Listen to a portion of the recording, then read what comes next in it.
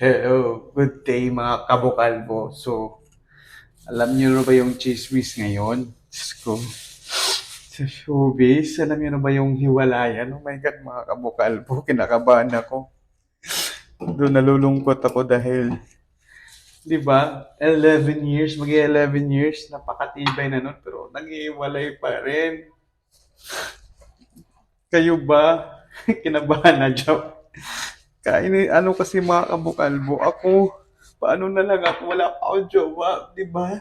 Tapos isipin mo yung 11 years, naghihiwalay. Paano, kamusta naman ako? Walang jowa, mga kabukal.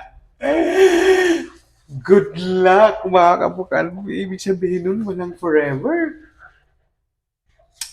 Ano ba yan? Paano na lang ako? Paano pa ako nito? Diyos ko.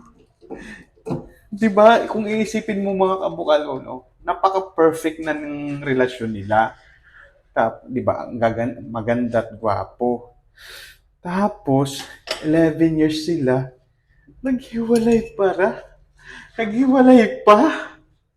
Paano naman itong bukalbo niyo? Oh, wala pang jowa pero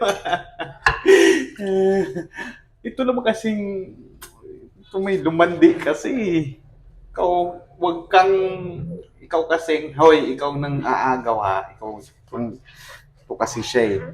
Alam mo namang matibay na yung relasyon nila, bakit doon ka pa sa may karelasyon? Ang dami namang single dyan eh. Ba't mo pa nilandi yung isa? Doon kasalanan din naman ng lalaki yun, ba't pumatog? Pero kasi kung palay na ang lumalapit, mga kabukalbo, wala ka nang magagawa doon. Kasi tutukain mo na lang yun. So kung dapat, tsaka dapat din naman sana, tinikman niya lang, di ba?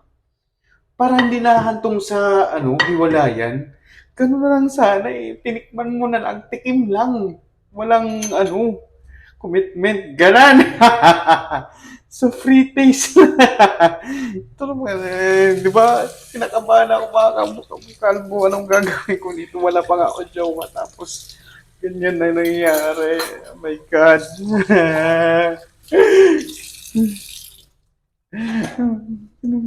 Bye-bye na.